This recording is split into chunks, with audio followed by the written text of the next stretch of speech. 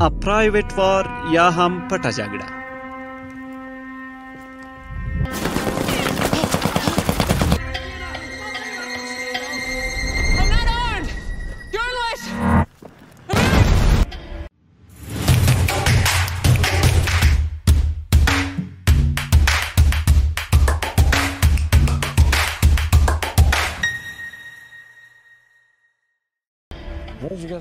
A Private War یو امریکایي فلم ده چې په 2018 کال کې نندارې ته وړاندې شو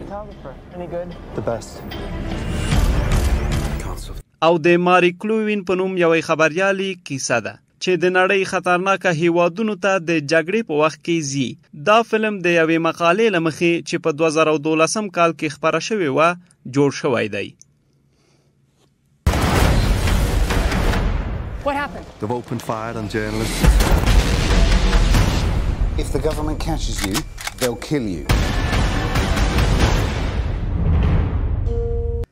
د امریکا په دننه کې دا فلم د ډیرو جایزو ګټونکی شو او د خلکو ډیر خوښ شوی و. په دې فلم کې ډیری اسلامي هیوادونه انځور ته وړاندې شوي دي چې ډیر په بد وضعیت کې دي او جګړه پکې روانه ده لکه عراق، سوریه، لیبیا او افغانستان.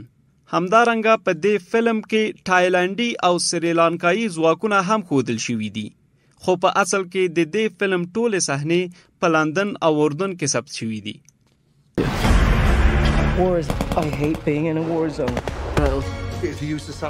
د یاد فلم جالبه ټکی په دې کې دی چې دا ژورنالیست د نورو جنگ ځپلو هیوادونو ترڅنګ افغانستان ته هم راځي او د هلمند په مارجې ولسوالۍ کې په کار بوخته وي چې د مهاجرو له یو ډلګي سره مخ کیږي او همدارنګه په دې ځای کې د وژل شویو خلکو انځورونه هم اخلي.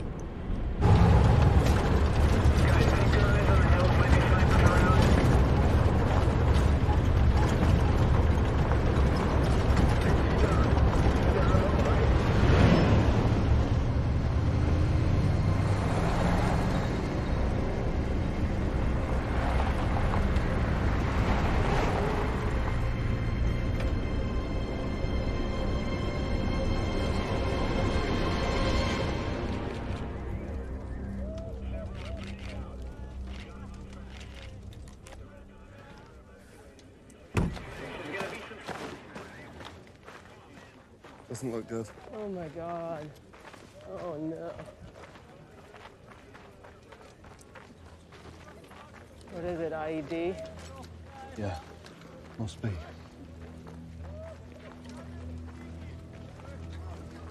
Is that Norm?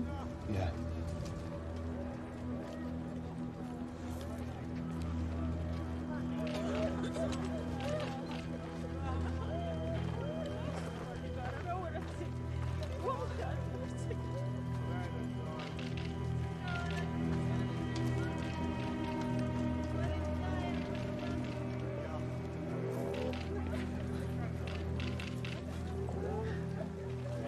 Is someone helping this little boy?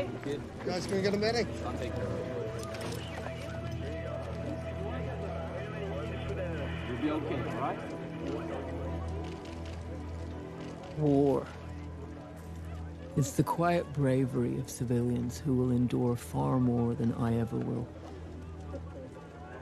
Of those asked to fight and those who are just trying to survive. Mothers, fathers, sons and daughters, traumatized families, bereft and inconsolable.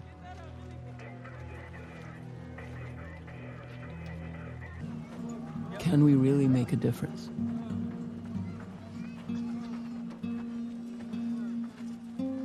The real difficulty is having enough faith in humanity to believe that enough people will care when your story finally reaches them. په دې فلم کې د نورو منفي ټکو څخه یو دا دی چې په یاد فلم کې د نورو هالیوودي فلمونو غوندې غیر اخلاقی صحنې ډېرې دي.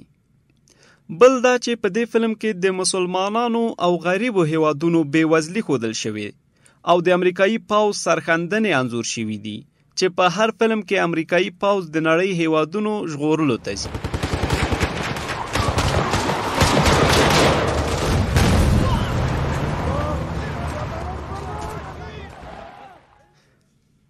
د افغانستان د داخلي جګړو ترڅنګ د نورو هیوادونو داخلي جګړې هم تر یو اندازې نندارې ته وړاندې شوي دي چې د پټې جګړې په فلم کې امریکا د درېیمګړي په حیث دغه هیوادونو ته سرتیري لیږي او غواړي جګړې ته پای ټکی ورکړي. خو دا چې د جګړو اصلي لامل څه دی او څوک د دغو جګړو لامل شوي دي معلومه نه ده. خو د نورو فلمونو په شان دلته هم دا سرتیري که هر څه وکړي خو بیا هم د فلم قهرمانان دي.